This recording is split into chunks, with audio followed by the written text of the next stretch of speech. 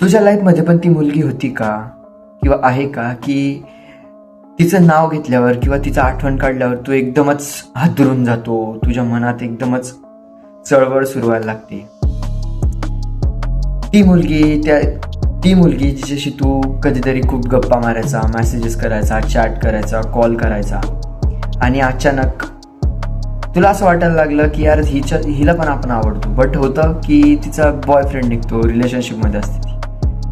आणि हेच सांगतो लॉ 50 की एखाद्याला आपली एवढी पॉवर देऊ नये की तो आपल्यावर कंट्रोल करायला लागेल. कोणाला इतकी पॉवर देऊ नये की तो आपल्यावर कंट्रोल करायला लागेल आणि एनिमीला पूर्णपणे हरवायचं. म्हणजे काय, तिला दाखवून द्यायचं की भाई तिला एक दिवस वाटलं पाहिजे की आपण याला कसं काय सोडलं, हा आपल्यापासून कसा गेला, इतका तू पॉवरफुल बनायला पाहिजे. आणि हेच सांगतो लॉ 50.